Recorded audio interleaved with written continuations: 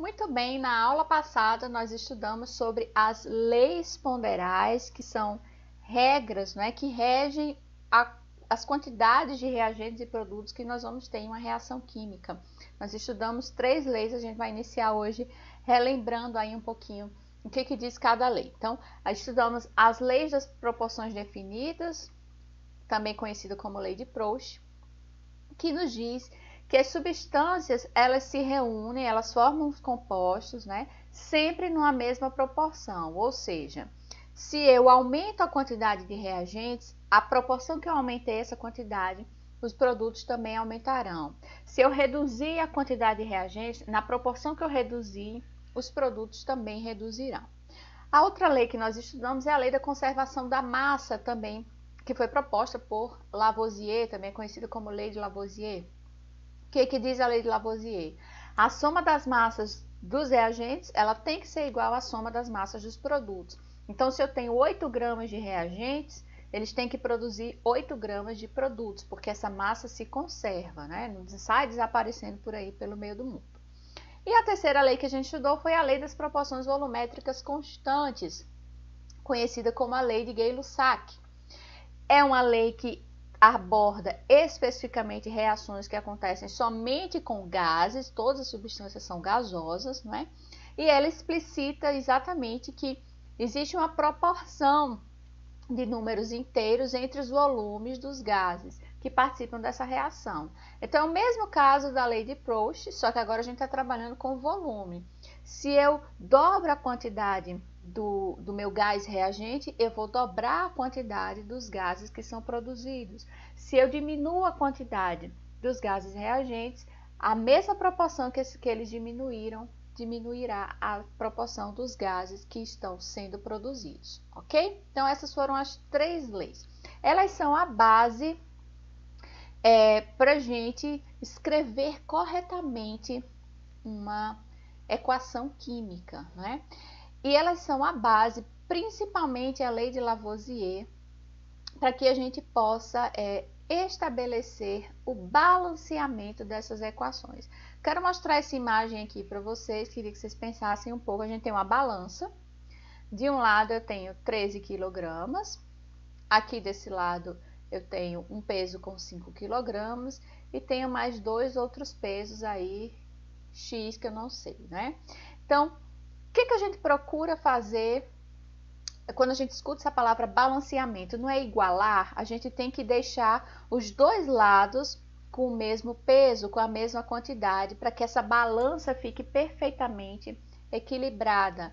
Então, se eu já tenho 5 quilos, eu preciso colocar aqui mais 2 pesos, iguais. Quanto precisariam, De quanto eu precisaria colocar aqui nesses 2 pesos? Então, eu já tenho 5, para completar os 13 quilos, faltam 8, não é? Então, basta dividir aqui, eu teria que colocar um pezinho com 4 quilos, E outro pezinho com 4 quilos. Então, 4 mais 4, 8, mais 5, 13. Essa balança, então, ficaria equilibrada. Então, o exercício que nós vamos fazer a partir de agora é verificar como nós podemos adequar a quantidade de cada um dos reagentes e dos produtos para que elas fiquem iguais, para que essa balança fique equilibrada, tá? Então, preste atenção no conceito. Em todas as equações químicas, o número de átomos e de elementos presentes nas substâncias antes da reação, ou seja, nos reagentes, deve ser numericamente igual aos das substâncias depois da reação, ou seja, nos produtos. O que isso quer dizer? Que a quantidade de átomos de cada elemento nos reagentes tem que ser numericamente igual à quantidade de átomos das substâncias do meu produto. Se eu tenho 3 oxigênios no meu reagente, esses 3 oxigênios eles precisam aparecer nos produtos. Se eu tenho 5 hidrogênios no reagente, esses 5 hidrogênios precisam aparecer nos produtos.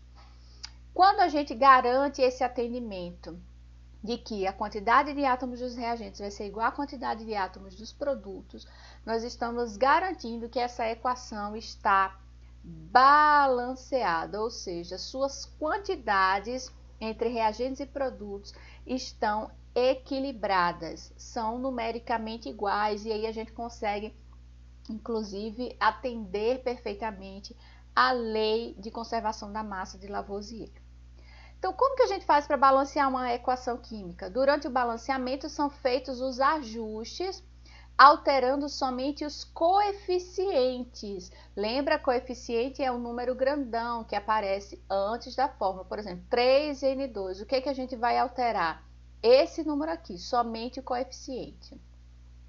Então, lendo aqui, durante o balanceamento são feitos os ajustes, alterando somente os coeficientes, um número grandão antes da substância, e não a atomicidade. Eu não posso mexer nesse número aqui, tá? Porque isso aqui é a fórmula da substância. Alterar a atomicidade, ou seja, mexer aqui, eu não posso, tá? Por quê? Porque alterar a atomicidade significa alterar o tipo de substância, ou seja, alterar completamente o tipo de reação que ocorreu. Então, eu vou ensinar para vocês uma técnica de balanceamento, uma forma que vocês vão igualar a quantidade de todos os átomos nos reagentes e produtos, alterando apenas o coeficiente, o número grandão que vem antes da substância. Preste atenção, tá? Vou dar esse exemplo aqui dessa reação carbono-grafita com oxigênio, produzindo monóxido de carbono. A relação entre as massas é que nós temos 3 gramas de carbono reagindo com 4 gramas de oxigênio, produzindo 7 gramas de monóxido de carbono. Se eu fosse representar em bolinhas, né, para ficar mais fácil, a gente teria uma bolinha de carbono, 2 de oxigênio, produzindo CO. Monóxido de carbono é CO. Aqui está a equação química, né? Carbono mais oxigênio produzindo CO. Mas perceba, eu tenho quantidades iguais. Vamos olhar aqui, eu tenho um carbono desse lado, beleza. Agora, quantos oxigênios eu tenho aqui no total? Eu tenho 2. Mas lá nos produtos eu só tenho 1. Então, tem alguma coisa errada, né? Eu preciso corrigir isso. Aí, eu tento fazer o balanceamento. Se eu tenho um carbono e 2 oxigênios, então eu poderia colocar CO2 aqui desse lado. Mas eu não posso fazer isso, porque eu não estou produzindo dióxido de carbono. Eu estou produzindo monóxido de carbono, tá? Aí, agora sim eu vou balancear da forma correta. Eu vou ter 2 carbonos de um lado e 2 oxigênios de um lado, que vão produzir 2 moléculas de monóxido de carbono. Aí, observa, eu tenho 2 carbonos, 2 oxigênios. Desse lado eu tenho 2 carbonos e 2 oxigênios. Agora, como que a gente faz para chegar nessa formatação? Aí eu vou ensinar para vocês um balanceamento, uma técnica que a gente chama de balanceamento por tentativa. Que é isso? Eu vou escolher arbitrariamente quais os coeficientes estequiométricos eu vou utilizar, até que eu consiga igualar a quantidade de átomos de reagentes e de produtos. Agora, a gente não vai fazer essa escolha arbitrária, tão arbitrária assim. Nós vamos seguir um roteiro, tá?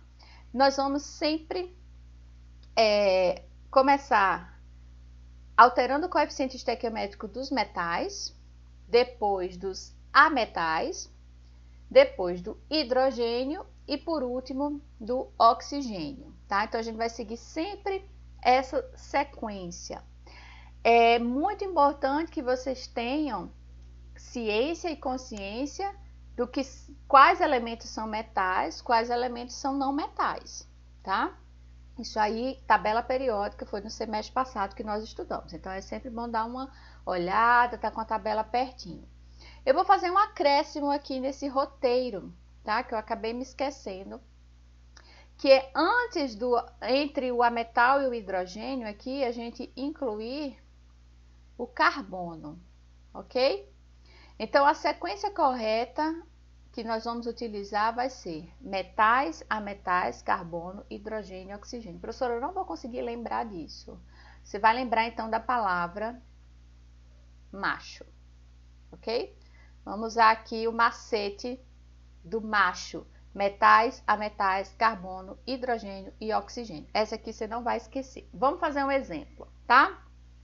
Então, vamos lembrar aqui da nossa regrinha, né? Da nosso macete macho. Vamos seguir essa sequência, ok? Então, a minha primeira reação está escrito o seguinte: eu tenho magnésio no estado sólido, reagindo com ácido clorídrico, produzindo cloreto de magnésio, MgCl2, e gás hidrogênio, H2.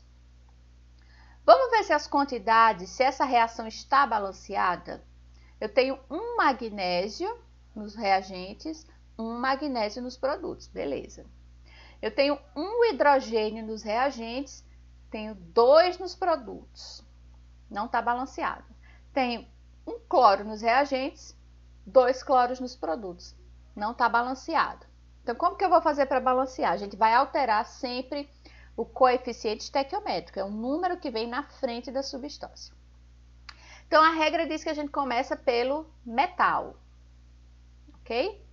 Quem é o meu metal nessa equação? É o magnésio, família 2 da tabela periódica, metal alcalino terroso. Eu tenho um magnésio desse lado, um magnésio desse outro lado. Eu preciso mexer?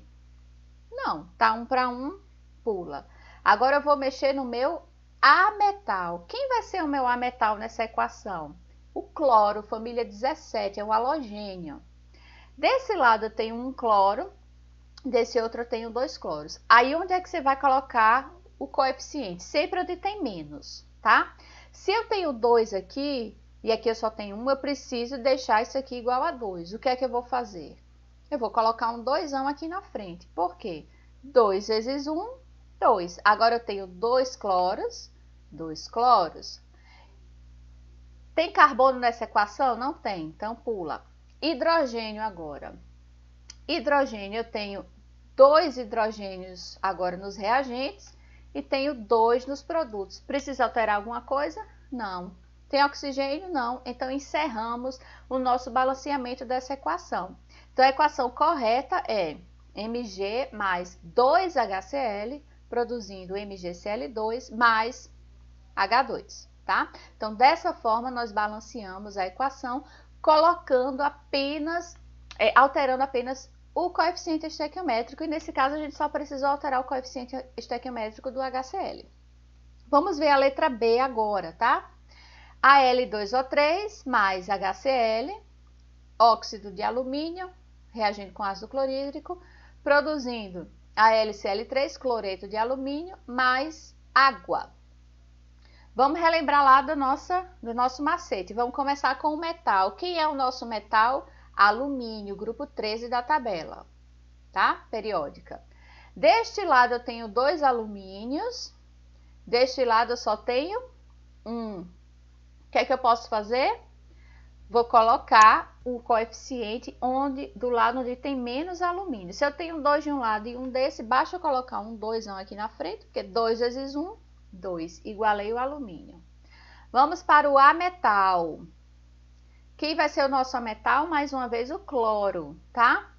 Deste lado aqui dos reagentes eu tenho um cloro. E desse outro lado agora eu tenho quantos? 2 vezes 3. Ó. Lembra que esse númerozão tem que multiplicar aqui. 2 vezes 3, 6. Tenho 6 cloros no produto, 1 cloro aqui. Então, eu vou alterar o que tem menos. Qual o número que eu vou colocar aqui? 6. Por quê? Porque 6 vezes 1 dá 6 cloros.